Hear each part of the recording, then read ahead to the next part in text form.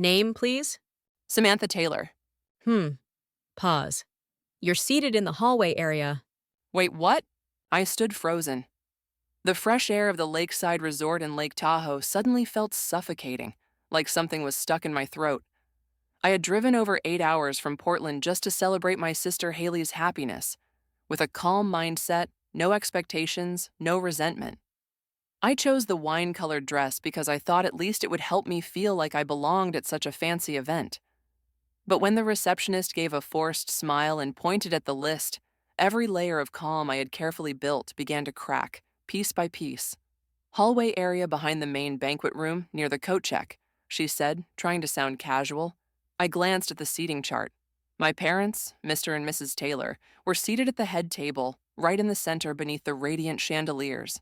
Relatives, close friends, even Hailey's new coworkers, all had seats inside the main space. And me? My name didn't appear at any of the tables inside. Just one small card, printed in bold gold lettering, Samantha Taylor, Table H, hallway area. My heart clenched, not from anger, but from the realization that I had never truly been seen as part of that family picture. I didn't want to ruin the ceremony. I hadn't come for main character energy or to stir up drama. But standing there among the scent of white flowers and the gentle sound of piano music coming from the banquet hall, I felt like a glitch in the system, a nameless guest who accidentally showed up to a party she wasn't supposed to be at. I stepped toward the hall, where Hailey was beaming next to Mom. Mom was adjusting the veil on Hailey's golden hair, just like a scene out of a Hallmark movie. They looked at each other and laughed as if no one else existed. No one noticed me standing nearby, each step weighed down by a growing sense of hurt. Mom, I called softly. She glanced over. Not now, Sam. Hailey needs me. Just a minute. She sighed sharply. What is it this time? I spoke, trying to keep my voice steady. I was assigned a seat in the hallway. Mom shrugged. We had to prioritize those who were closer. You know that. Closer? I replayed those words in my head dozens of times. I was her daughter, the one who looked after the house during Hailey's years away, the one who always stayed out of the frame so as not to overshadow her sister. And now, I was an afterthought at my own sister's wedding. Hailey stepped forward, her voice gentle but cold as ice. Sam, don't make this a thing. Everyone's busy. It was probably just a small mix-up. I could have nodded, walked away like always, accepted it like the quiet shadow I had become. But this time I couldn't.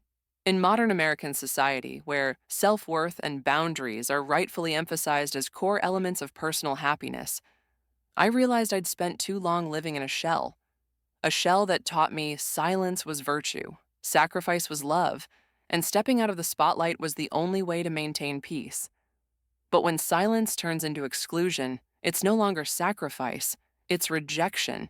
What seemed like a minor issue, a seating arrangement, became a mirror reflecting my entire childhood. The forgotten birthdays, the holidays where I cooked but wasn't in the family photos, the dinners where Hailey simply smiled and received everything, while I had to hold back, step aside, and swallow my needs. In that moment, I didn't feel sad anymore. I felt awake. Because if I kept stepping back to let others move forward, there would never be a place made for me. Sometimes, you have to rise and walk out of a room that doesn't want you, so you can enter a space where you can breathe, be seen, and above all, be respected. I didn't walk into the banquet hall that day. I sat in the hallway, exactly where they thought I belonged. But from that moment on, I knew I was stepping away from that table and from those old boundaries to begin a new journey, one where I would define my worth not through someone else's gaze, but through my own self-respect. Because sometimes, the seat you're given doesn't reflect who you are. It only reflects the heart of the person who assigned it. I sat alone in the quiet hallway, where the light from the banquet room shimmered through but wasn't warm enough. The name card with my name, Samantha Taylor, Table H, still lay cold in the palm of my hand. It's ironic how something as seemingly insignificant as a card could expose my entire childhood, revealing a bitter truth I had always tried to deny, that I was merely someone standing on the sidelines of my own family. I don't remember how long I had been sitting on the velvet-covered bench by the window. The music inside continued to play gently. Guests clinked glasses, laughed, chatted. Only I sat here, struggling with emotions I had buried for years. And then, like a needle piercing through memory, a moment came flooding back. It was during a Thanksgiving 3 years ago. Hailey didn't come home that year. She was in Santorini with a new boyfriend, her fourth in a year. The house in Eugene, Oregon felt strangely quiet. Mom had asked me to look for some old photos to make a family album. I felt oddly light, because finally there was something that made me feel like I belonged. I walked up to my old room, untouched for years. Everything was still in place. The small bed by the window, the old bookshelf, and the high school photos. Most of them just of me, alone. As I opened the drawer to find the album, my eyes accidentally landed on a light brown leather notebook hidden inside Mom's vanity. I didn't intend to snoop, but part of me, perhaps the forgotten child, urged me to open it. And just after the first few lines, I knew I had stumbled into a world that had never included me.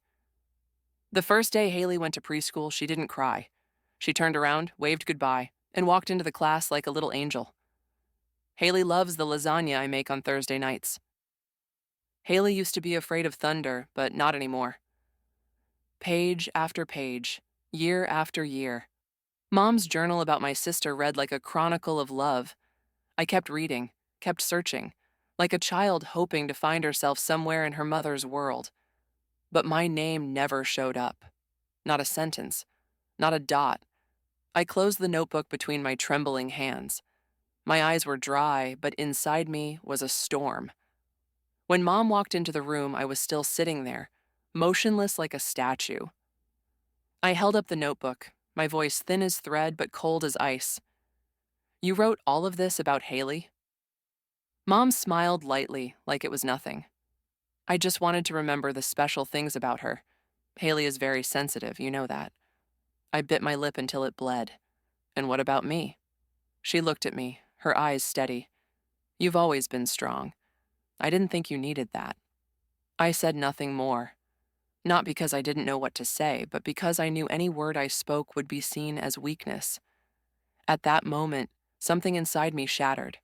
A part of me let go of hoping, of believing that trying hard enough would someday make me seen, loved equally like my sister. Back to the present, as I looked through the glass window of the elegant resort hallway, the shimmering lights inside didn't bring me warmth, only coldness. I wondered, how many children grow up in so-called perfect American families, only to always be the one not chosen? How many adults carry the belief that they are good enough, only to spend their entire lives trying to prove it to people who should have loved them unconditionally? I don't blame my mother for loving Hailey, but I had hoped, just once, that she would love me with a gaze that didn't need a reason. I used to think that if I were obedient, got good grades, lived independently, there would come a day I'd be praised. But the truth is, you can't make someone see you if they've never tried to open their eyes. I sat quietly, whispering to myself, if there's one thing I learned from that journal, it's this. When your name doesn't live in someone's memory, you must write your own story. And this time, I won't wait for anyone else to hold the pen. I was still sitting in the hallway, silent like a part of the cold wall beside me, when a low male voice softly called from behind. "Sam?" I looked up. In front of me stood Ethan Sullivan, today's groom, someone I barely had any connection with other than the fact that he was Hailey's fiancé.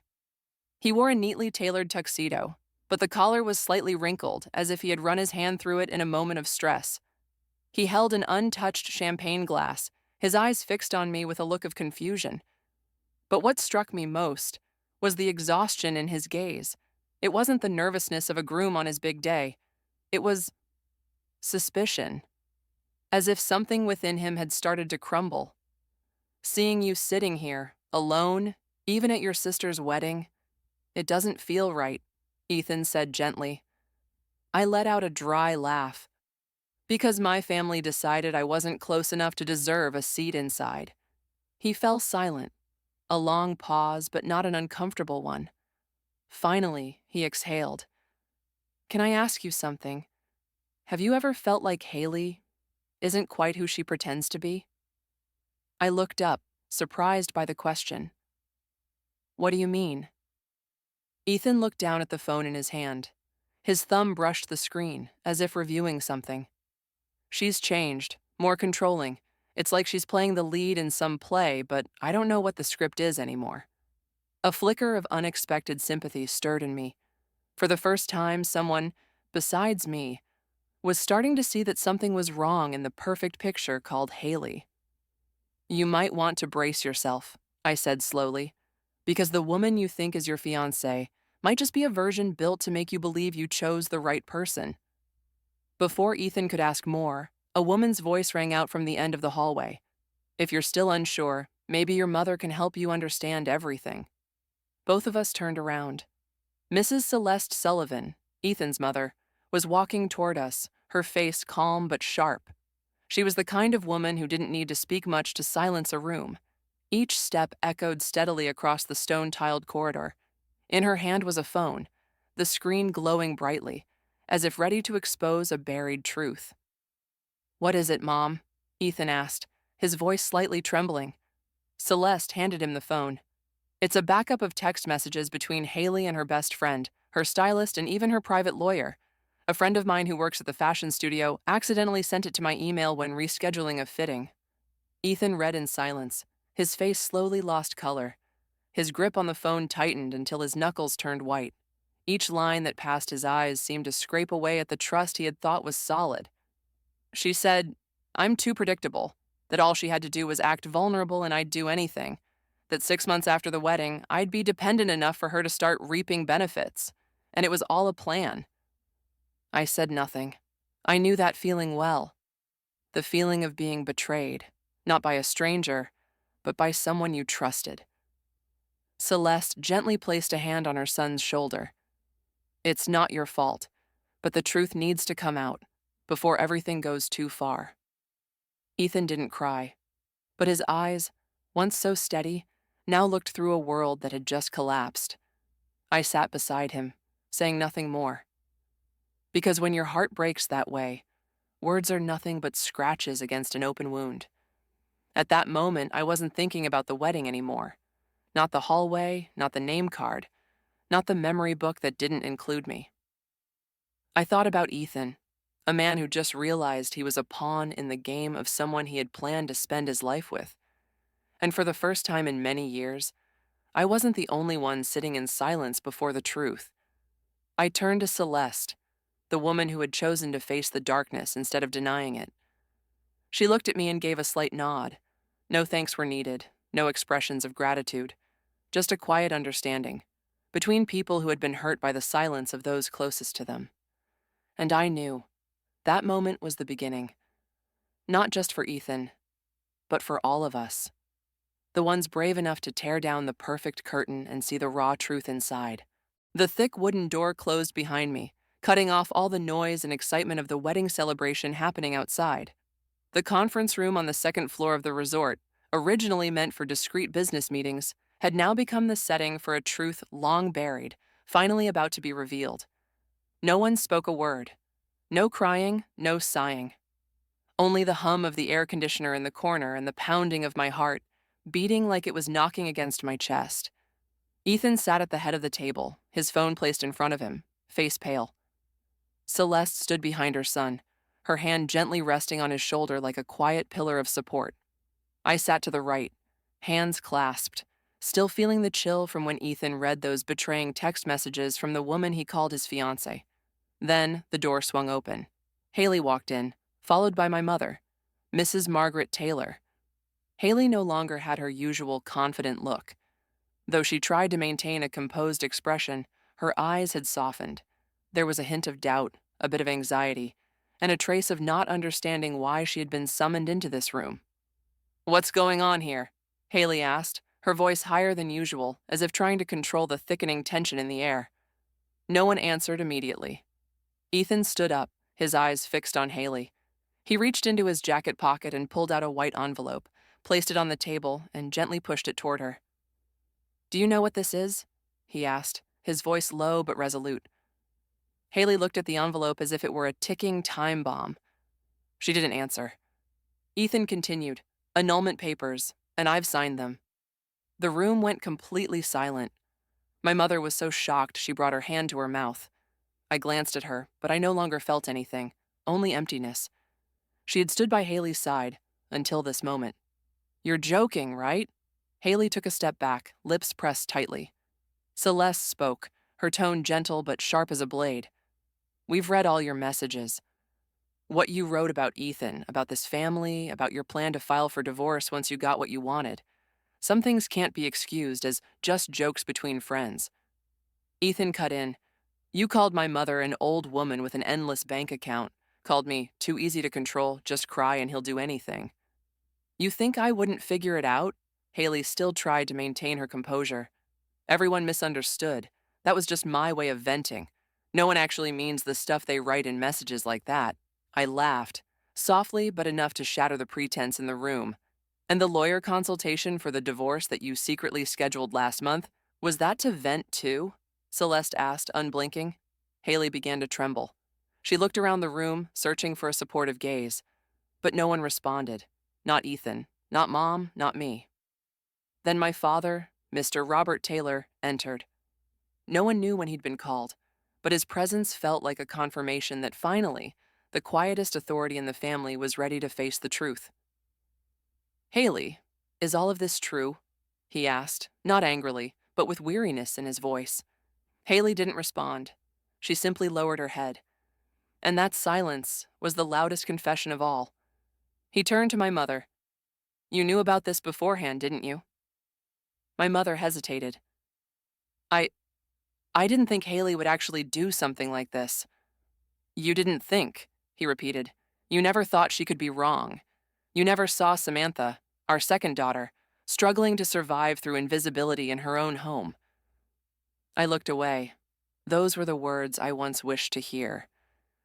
But now they didn't make me cry anymore, because they came too late. Ethan stood up. Hailey, I used to love you, but the person you tried to control isn't a puppet. I'm a real person, and you gambled everything to get something you were never worthy of. Hailey trembled. She turned to me, her face flushed with anger. This is all your fault. If you hadn't acted so righteous, hadn't poured fuel on the fire, I could have still saved today. I stood up, eyes fixed on hers. No, Hailey, you lit this fire yourself. You just didn't expect that this time it would burn the mask you've been wearing all along. No one said anything more. And for the first time in my life, I felt like I didn't need anyone to defend me anymore. Because the truth had finally chosen to stand on my side. The conference room door burst open, and Hailey, in the expensive wedding dress Mom once bragged was handmade in Italy, stormed out like a blinding white hurricane. The rest of us were still standing in silence, but something in her frantic steps awakened an instinct within me. This truth could not remain buried within four quiet walls. It had to be seen. It had to be heard. Not out of revenge, but for justice. And we followed Hailey. The ground floor of the resort, where the ceremony was still in full swing, remained filled with music, lights, and laughter. The orchestra continued playing its classical arrangement beneath glittering chandeliers. Guests were still raising glasses, posing for photos, offering congratulations. They had no idea the main character was now walking down the corridor with a face like someone who had just escaped a dream turned nightmare. Hailey shoved open the grand ballroom doors, stepping into the center like the leading lady in a tragic finale. Her hair was disheveled, her once perfect makeup now smudged around her reddened eyes. The wedding veil had caught under her heel and dragged along the floor. Guests began to turn, whispers rising like a tidal wave through the crowd. This bride was no longer the radiant figure who'd walked down the aisle hours ago, but a woman unraveling, struggling to hold together a crumbling world beneath her feet. You think you can humiliate me like this? Hailey shouted in the elegant room. All eyes turned to her. I had never seen her like this. No performance, no forced smile, just a girl who had grown up always being adored, now finally facing the world without a safety net, and not knowing how to stay upright. I planned every single detail for this day, she continued, her voice trembling. Every flower, every dish, and now because of a few silly messages, everything is ruined. Ethan stepped out from the crowd, his voice steady as stone. No one ruined you, Hailey. You did that yourself. Hailey staggered back as if someone had slapped her. I love you, she whispered, almost pleading. Everything I did was for our future. That's when Celeste, Ethan's mother, stepped forward, each step calm through a room frozen like ice. Love, she said softly, isn't a series of control tactics or hollow promises. Real love doesn't hide behind a performance. The entire room seemed to freeze. Someone set down their wine glass. Someone stopped eating, stopped speaking. Truth had just walked into the wedding reception, and all the cheerful music now felt more like mockery than celebration. Hailey turned toward me, eyes dazed. You just stood there. You think you've won, don't you? You never let me have a moment of peace. You always want to ruin everything for me. I didn't get angry. I took one step forward and looked her straight in the eye. No, Hailey, you ruined everything when you believed that lies could lead to love. You didn't need anyone to destroy you. You only needed to see yourself clearly. Silence. A strange kind of silence. As if the entire room had suddenly understood something. Ethan pulled out the familiar envelope from his pocket. He raised it. These are the annulment papers. I've signed them. Tomorrow they'll be sent to the court. A ripple of murmurs spread through the room like an electric shock. Hailey stood there, frozen like wax, red-rimmed eyes wide open. Whatever path you choose next, Ethan said, his voice raspy with emotion, it won't have me in it. Celeste gently touched her son's shoulder, signaling they could leave. No one stopped Hailey. No one called after her. No one comforted her. I stood still in my wine-colored dress, the dress once deemed too simple for such a grand wedding, and realized I had never felt so strong. I didn't need applause, didn't need validation. I only needed the truth to rise, and it had, standing tall on its own legs. The truth had done something I never dared to dream of. It had shown everyone that even the seemingly unbreakable can sometimes crack from the inside. And for the first time in my life, I was not the one sitting in the hallway. I was the one standing in the center of the truth. A week after Hailey's ruined wedding, I woke up in my small apartment in Boston. No more violin music, no more white flower scent, no more judgmental glances or fake smiles behind crystal glasses. Just an ordinary morning with a cup of black coffee, soft sunlight filtering through the curtains, and a silence I never thought I could have in family life. My phone buzzed on the nightstand. Mom, the 9th call in 3 days. I didn't pick up. Not because I was angry, but because I no longer needed to hear an apology carefully crafted just to ease someone's conscience. I'd spent my whole life trying to explain my emotions to people who never really wanted to listen. Now, my silence wasn't avoidance. It was a clear answer. That afternoon, while making coffee in my little kitchen, a message appeared on the screen.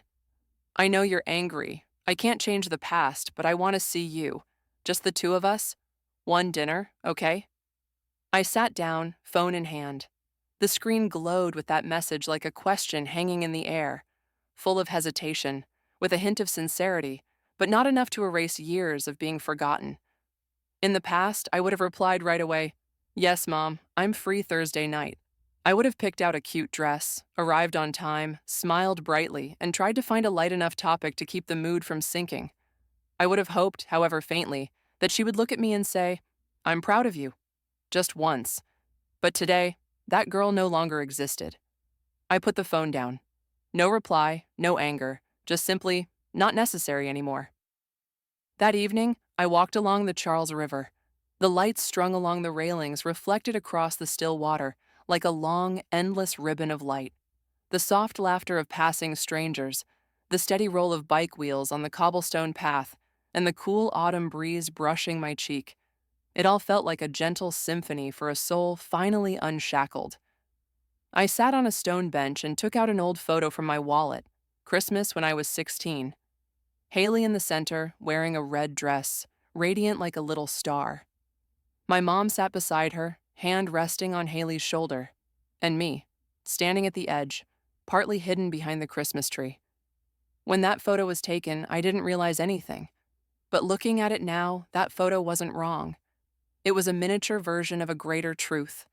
I had always been a faded shadow in my own family portrait. I folded the photo and put it back in my wallet. Didn't tear it, didn't burn it. I just placed it somewhere it could no longer hurt me. Because I had come to understand. Not every memory is worth holding on to. The phone rang again. This time it was Dad. I answered, not because I expected anything, but because I knew he wasn't the kind of person to call just to save face. Sam, his voice raspier than I remembered. I'm not good with words. You know that.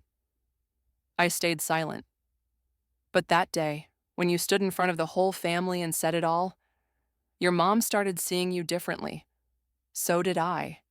I think, for the first time ever, we saw how alone you've been. I closed my eyes. No tears, no pain.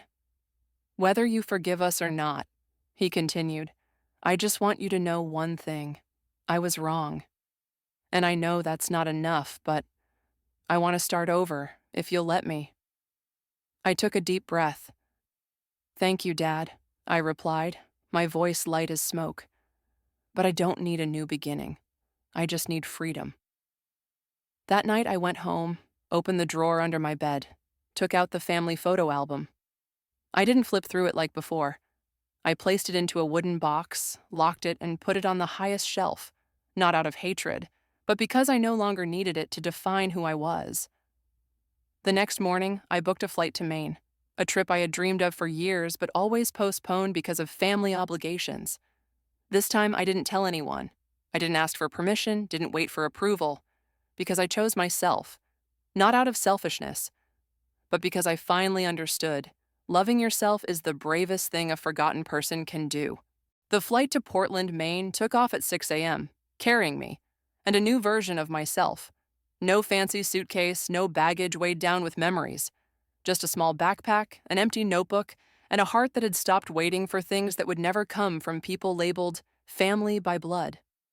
I sat by the window, watching the clouds swirl like layers of white cotton, and for the first time in years, I didn't feel guilty for living just for myself. I rented a small cabin by the sea, a quiet place, far from the noisy streets, where the waves crashed steadily like the heartbeat slowly returning to calm. The wooden house was simple but cozy, with a large window facing the vast ocean, a writing desk beside the fireplace, and a hammock strung between two old pine trees. I didn't need more than that.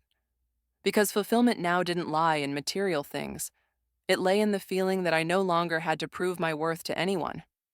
On the third morning, I brought my notebook to the beach. The sun hadn't fully risen yet, the sea was still a soft gray, and the whole world seemed to be waiting for me to write something new. In the notebook, I didn't write Dear Diary like a teenage girl longing to be heard. I wrote, Today I allow myself to step out of stories I didn't write and begin a new chapter with no supporting roles, just myself as the main character. Under the eastern sky of America, I wrote as if I had never been interrupted by years of silence, things I had never dared to say, emotions once labeled too sensitive, pains that had been dismissed with a smile, each sentence, each word, like unlocking the chains that had bound me to the label strong older sister my whole life. I started talking to the local people. No one knew I was Samantha Taylor, the daughter abandoned at her sister's wedding, and they didn't need to. They called me Sam, a woman from Boston taking time off work to catch her breath. They didn't ask further. They just invited me to eat steamed clams and grilled corn by the fire, told me stories about last winter's snowstorm, and lent me a bicycle to ride around the small town. No one scrutinized. No one compared. No one asked if I was jealous of Hailey. And I began to understand. Family isn't the place where you were born. It's the place where you're seen clearly, respected, and don't have to fight to be loved. One afternoon, I received an email from an old college friend I had once lost touch with. I read your blog post. Thank you for writing what so many people don't dare say. I used to think I was selfish for cutting ties with my mother. But after reading your post, I know choosing peace is not a sin.